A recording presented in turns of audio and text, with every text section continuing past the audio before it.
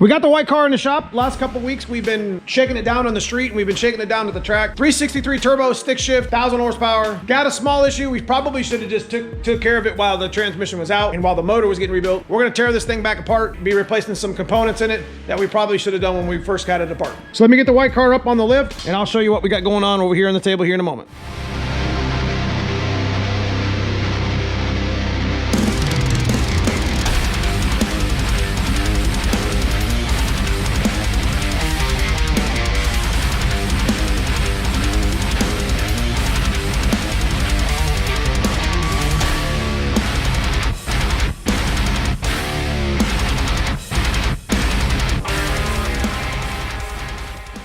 This will also give us a chance nut bolt check real quick on our suspension. We have been kind of steering left a little bit. I don't know if that's possibly because we need maybe an alignment. We're going to be taking the transmission back out again. We're going to be doing the clutch fork, the cable, and the adjuster at the top. And this is my two-step. I'm gonna have to readjust this as well. I knew there was something going on here, and I'm not really sure what it is, but I think it's the fork because this never adjusted this far in. Because I mean, just a quick check. There's tension on it, and there shouldn't be, but still, that's why we're gonna start. We're gonna take it back apart and redo it. So this is one of our issues here. According to our old adjustment, and I took a picture of it right before I took it apart the first time, all the way on the furthest hook on the quadrant at top. See how this is, I'm pretty sure this cable's stretched. Right about here is where the old adjustment was, and that's not even close. And if you look up in here, you can see on my throwout bearing where it used to go back to, how far it used to go back to.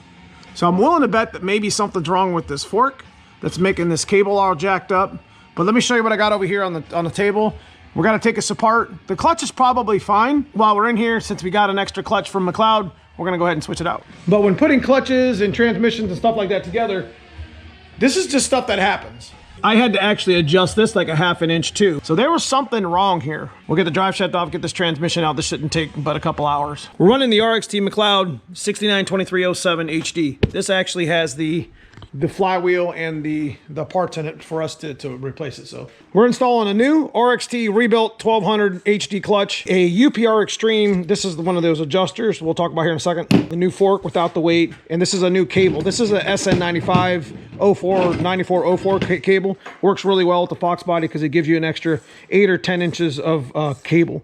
Plus it mounts right to my cylinder head. So this is one of our rebuilds that we got at McLeod. When you buy this clutch, it's like 1,300 bucks. Having some of the components like I was just showing you here can really make this thing work really well. But you got a basic McLeod flywheel, which we don't have weights on because it's 0 balance. I made it so I can take some slack out of the new clutch cable. 2 full turns is what I decided to go with. This is where we're gonna lock it down. It goes right into your firewall and into the factory holes. And I'm gonna keep this in my glove box and it locks it down like pretty easy. So we're gonna put a new cable on as well because obviously that one's stretched. What makes the RXT good is it recovers so well, is we've been able to figure out the flare in it. Diaphragm clutch. When it gets hot, it grows. Being able to adjust this on the fly if you're racing is huge. Outside of that, you're in an adjustable clutch. That's the next best thing. See what I was talking about here? Look at this. It's not supposed to do that, boys. I bet it was riding just like that. See it? Wrong. The prongs are all messed up.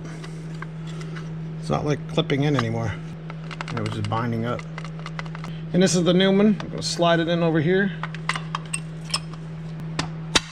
Look at that.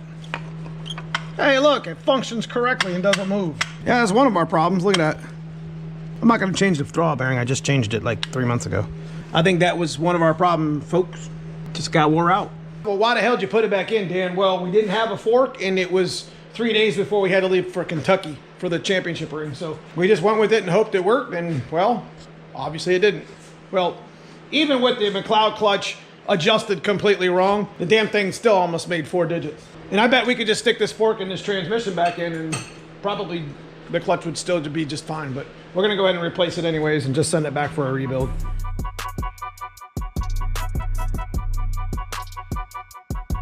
One tech tip I want to show you in this video as well. This is 1.25 inches from the base of this plate to the tip of the adjustable pivot ball. So some people wonder, you know, how much distance that is. It's 1.25 inches. That's the measurement we've gotten for years.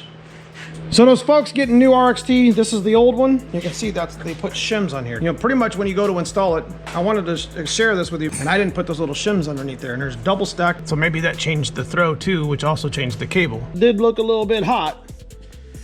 It's not terrible. Oh yeah. Take that back. Look at the other disc. Oh. That's the bottom, huh? Mm-hmm. That's the top one. Definitely was slipping. I've seen worse. This is ceramic, so it doesn't look scored up. You know what I mean?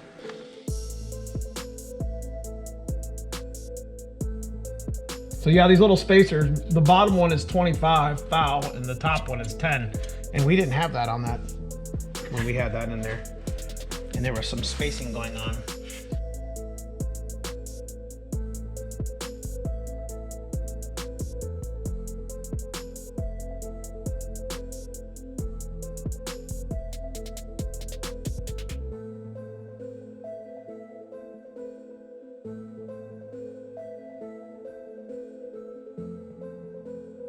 What I think. Not having the 25 thou and 10 thou stacked little shims behind this pressure plate. I was so used to the old design, that's just what... So basically what we figured out here is the fact that the shims weren't behind the pressure plate like it should be when it was installed. It was installed originally in May the correct way. We were in a little bit of a time crunch. We must have forgot to put the shims in behind it. Therefore, we eliminated all the air gaps set from the factory for our clutch. In other words, we were just blowing right through the clutch. It had no air gap, and that explains why the clutch looks so burnt.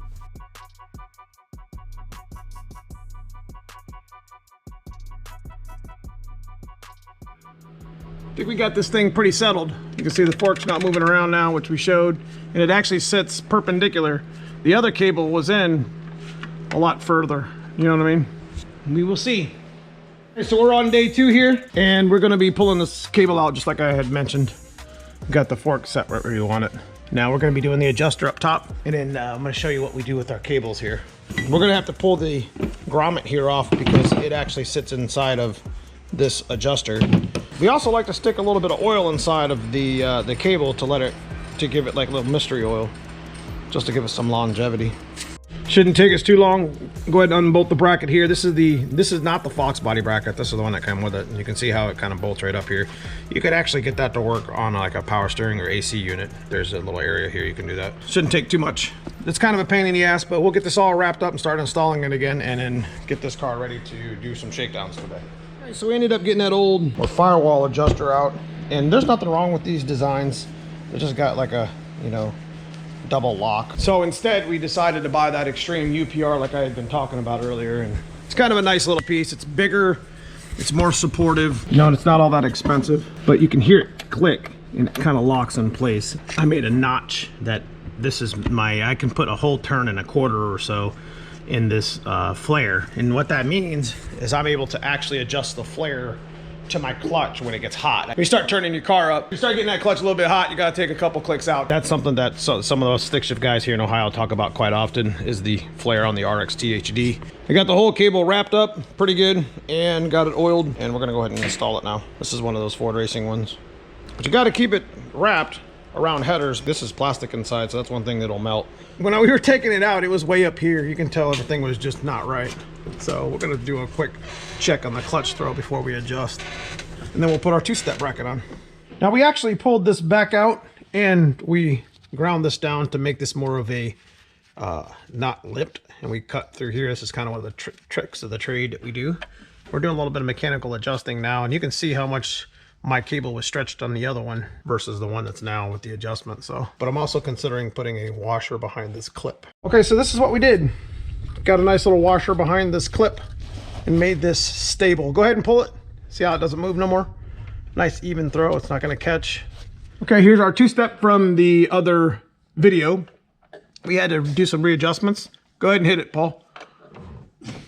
Perfect, see that? Again.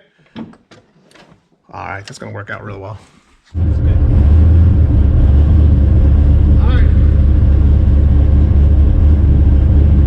Let it warm up a second.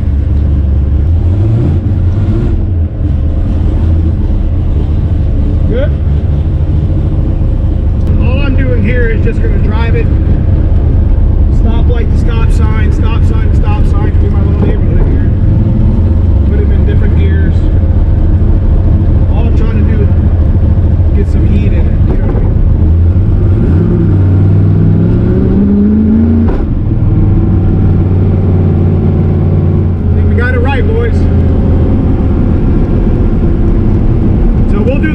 cycling 3 or 4 times, 5 miles, get it hot. Then we'll put a little heat into it on the, you know, out in Mexico, and then we'll be done. So, talk at you guys here in a little bit. All right, guys, that's pretty much all I got for the video. I think we got the white car right.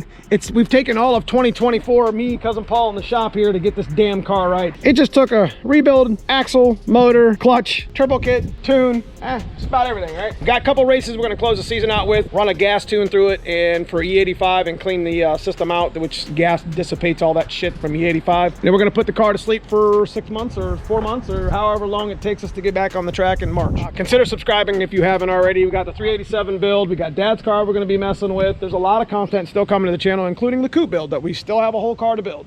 Check out that join button below as my members get exclusive content to the channel, as I do appreciate all my members. We also got new merch, and we're going to continue adding to it as we go at neomustangs.com. New hats, new shirts, all different types of colors. But outside of that, I appreciate you guys for watching. We'll see you guys soon in the next video.